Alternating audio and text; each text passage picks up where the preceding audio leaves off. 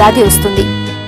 వయ్యారి బామ అని, కాంగ్రెస్ గడ్డి అని ఒక రకం పిచ్చి మొక్క రోడ్ల పక్కన, పొలాల గట్ల వెంట, ఇంకా మన ఇళ్ల పక్కలో ఖాళీ స్థలాల్లో ఇలా ఎక్కడ పడితే అక్కడ కనిపిస్తూ ఉంటుంది. డాక్టర్లు అయితే దీన్ని పార్థీనియం అంటూ ఉంటారు. అయితే ఇది పూర్తిగా అలర్జీ కారకాలు కలిగిన మొక్క. దీన్ని తాకినా, దీని పుప్పొడిని పీల్చుకున్నా మన చర్మానికి, ఊపిరితిత్తులకు అనేక సమస్యలు వస్తూ ఉంటాయి. ఈ పార్థీనియం విషయంలో తీసుకోవాల్సిన జాగ్రత్తల గురించి ఇప్పుడు తెలుసుకుందాం.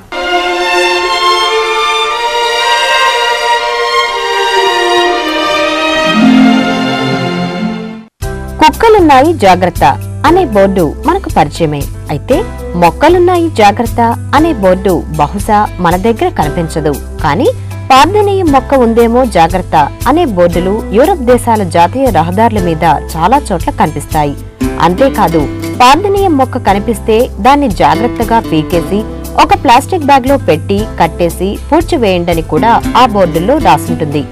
ఎందుకిదంతా అంటే పార్థీనియం మన దగ్గర వయ్యారి భామ అని పిలుచుకునే ఈ మొక్కకు నిలువెల్లా అలర్జీ కారకాలే నిండి ఉంటాయి. కాబట్టి చిన్న చితక అలర్జీల దగ్గర నుంచి ఈ అలర్జీని భరించడం కన్నా ఆత్మహత్య చేసుకోవడమే మేలన్నంత స్థాయిలో ఈ పార్థీనియం అలర్జీలను తెచ్చిపెడుతుంది.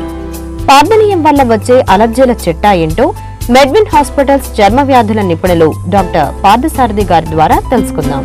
ఈ పార్థీనియం ప్లాంటు, దాని పూలు కానీ, దాని పుప్పొడి కానీ, దాని ఆకులు కానీ, కాండం కానీ, వేరు కానీ విషపూరితమైనవి. అంటే దాంట్లో ఒక పార్థీనియం అనే ఒక అలర్జీన్ అనేది ఉంటుందన్నమాట. దాన్ని సెస్కీ టెర్పిన్ లాక్టోన్స్ అంటారు. ఇవి ఒంటి మీద పడినప్పుడు, మన ఒంటి మీద పడినప్పుడు మనకు కొన్ని హాని కలుగజేస్తాయి. ఏ విధంగా? దాని పుప్పొడి మనం పీల్చుకున్నాం అనుకోండి, అప్పుడు అలర్జిక్ రైనైటిస్ అంటాం. తుమ్ములు వస్తాయి, విపరీతమైన తుమ్ములు వస్తుంటాయి, దాన్ని అలర్జిక్ రైనైటిస్ అంటాం. అలాగే కొంతమందిలో బ్రాంకిల్ ఆస్మా, అది లోపలికి లంగ్స్లోకి వెళ్ళింది అనుకోండి, లంగ్స్లో విపరీతమైన ఇన్ఫ్లమేషన్ కాజ్ చేసి ఆస్మా క్రియేట్ చేస్తుంది అనమాట. ఇకపోతే డెర్మటైటిస్ అంటే చర్మ వ్యాధులు. చర్మ వ్యాధి ఎలా వస్తాయి? దాని పుప్పొడి కానీ, దాని డ్రైడ్ అప్ లీవ్స్ కానీ, దాని ప్లాంట్లో ఏ ప్రోడక్ట్ అయినా మన ఒంటి మీద పడి, ఆ ఒంటి మీద పడినప్పుడు మనం వెంటనే స్నానం చేయకపోతే దానికి టైం ఉంటుందన్నమాట మన బాడీలో రియాక్ట్ అయ్యేదానికి. సో అది లోపలికి వెళ్తుంది.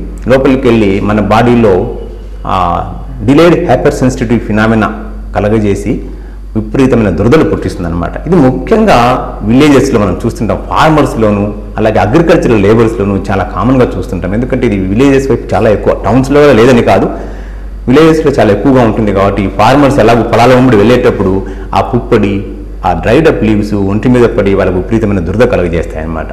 అంటే ఈ దురద వచ్చినప్పుడు ఎంత విపరీతంగా ఉంటుందంటే ఆ గీరిన తర్వాత చర్మం నల్లబడిపోయి బాగా థిక్కన్ అయిపోయి, లావ్ అయిపోయి, అంటే ఎలిఫెంట్ స్కిన్ లాగా తయారైపోయి ఆ దురద ఎంత విపరీతంగా దారితీస్తుందంటే, అయ్యో ఈ దురద లేకుంటే బాగుండు, చనిపోయినా బాగుండే అనే పరిస్థితికి మనిషి వస్తాడనమాట. ముఖ్యంగా ముఖం మీద, చేతుల మీద, ఆ కొంకులలోను, అలాగే కాళ్ళకు ఇది కామన్గా ఫార్మర్స్లో చూస్తుంటాం.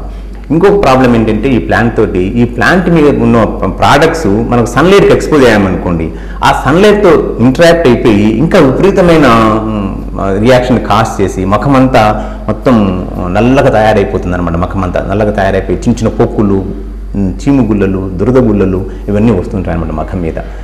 నిజానికి పార్థీనియం మన దేశపు మొక్క కాదు. 1952లో అమెరికా నుంచి మనం గోధుమల్ని దిగుమతి చేసుకున్నప్పుడు అనుకోకుండా ఆ గోధుమల్లో పార్థీనియం విత్తనాలు కలిసి ఒక నౌకలో పూణే చేరాయి. అలా పూణే చేరి మొక్కగా ఎదిగిన పార్థీనియం మరో 5 ఏళ్లు తిరిగేసరికి మొత్తం భారతదేశాన్ని చుట్టబెట్టేసింది. ఇంకో విచిత్రం ఏమిటంటే ఇది ఏడాది పొడుగునా ఎక్కడ పడితే అక్కడ బతికేసే మొండిఘటం. పొలాల్లో కలుపు మొక్కల, అంతకు మించి అలర్జీ మొక్కల పార్థీనియం ఇప్పుడు ఎందరికో తలనొప్పిగా తయారై కూర్చుంది. ఈ పార్థీనియం డెర్మటైటిస్ వచ్చినప్పుడు, అలాగే అలర్జిక్ రైనైటిస్ వచ్చినప్పుడు కానీ, బ్రాంకిల్ ఆస్మా వచ్చినప్పుడు కానీ వీటికి సరైన ట్రీట్మెంట్ లేదు. ముఖ్యంగా పార్థీనియం డెర్మటైటిస్కి అంటే ఒక మోస్తరుగా మనం దాన్ని కంట్రోల్ చేయవచ్చు కానీ పూర్తిగా నయం చేయలేకపోతున్నాం. అందుకనే ట్రీట్మెంట్ కన్నా ప్రివెంటివ్ ఆస్పెక్ట్ మీద, అంటే రాకుండా చేసుకోవడం అనేది ముఖ్యం అన్నమాట. ప్రివెంటివ్ ఆస్పెక్ట్ మేము ఎక్కువ ఇంట్రెస్ట్ చూపిస్తున్నాం. వచ్చిన తర్వాత స్టెరాయిడ్ క్రీమ్స్ అని, యాంటీహిస్టమినిక్ టాబ్లెట్స్ అని అలాంటివి ఇస్తాము. కాస్త స్టెరాయిడ్ టాబ్లెట్స్ కూడా ఇవ్వాల్సి వస్తుంది కొంతమందిలో నారో బ్యాండ్ యూవీబీ థెరపీ అని ఆ లైట్ ఎక్స్పోజ్ చేసి వాళ్ళని కొంచెం డీసెన్సిటైజ్ చేస్తాము. ఇలాంటివన్నీ ఉన్నాయి కానీ ఏవి కూడా ఎఫెక్టివ్గా 100% క్యూర్ చేయలేకపోతున్నాం ఈ డిసీజ్ వచ్చిన తర్వాత. వయ్యారి భామ మొక్కను తాకినంత మాత్రాన అందరికీ అలర్జీలు రావు. రోగనిరోధక శక్తి తక్కువగా ఉండడం, అలర్జీ తత్వం ఉన్నవాళ్లకే పార్థీనియం వల్ల ఇబ్బందులు. ఇంకో విషయం ఏంటంటే వచ్చిన అలర్జీ పార్థనీయం వల్ల వచ్చిందా లేక వేరే కారణాల వల్ల వచ్చిందా అని తెలుసుకోవడం, దాన్ని డాక్టర్లు చిన్న ప్యాచ్ టెస్ట్ ద్వారా నిర్ధారిస్తారు. మొత్తంగా పార్థనీయం విషయంలో అలర్జీలు వచ్చాక మేల్కొనడం కన్నా అవేవో రాకుండా చూసుకోవడమే మంచిది. అందుకోసం ఆ మొక్క విషయంలో పూర్తి అవగాహన అవసరం. ఇలా ఇన్ని రకాల జబ్బులు కాస్ట్ చేస్తున్న ఈ పార్థీనియం ప్లాంట్ నుంచి కాపాడుకోవాలంటే దాని దగ్గర వెళ్లకుండా ఉండడం మంచిది అనుకోవచ్చు. కానీ దాని పోలెను కానీ పుప్పొడి కానీ వాతావరణంలో కలిసి గాలి ద్వారా మన శరీరం మీదకి ప్రవేశించే అవకాశం ఉంది. అలాగే ముక్కుల్లోకి వెళ్ళి ఊపిరితిత్తుల్లో ప్రవేశించే అవకాశం ఉంది. కాబట్టి మొక్కనే పూర్తిగా నాశనం చేయాలి.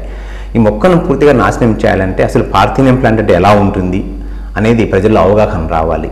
ఈ పార్థీనియం ప్లాంట్ని సమూలంగా తీసివేసి దాన్ని కాల్చి పడేస్తే కానీ ఈ పార్థీనియం డెర్మటైటిస్ కానీ పార్థీనియం వల్ల వచ్చే ఆస్మా కానీ లేకుంటే అలర్జిక్ రైనైటిస్ కానీ తగ్గే అవకాశాలు లేవు. ఇవి పార్థనీయం అది కలిగించే ఇబ్బందుల వివరాలు. బహుశా ప్రజల్లో చైతన్యం వచ్చి ఈ వయ్యారి భామ మొక్కను పూర్తిగా లేకుండా చేయాలని ఉద్యమ స్థాయిలో కార్యాచరణకు దిగితే తప్ప దీన్ని మొత్తంగా రూపుమాపలేం. అంతవరకు ఈ పార్థనీయం మొక్క విషయంలో కాస్త జాగ్రత్తగా ఉండడం తప్పనిసరి. అవండి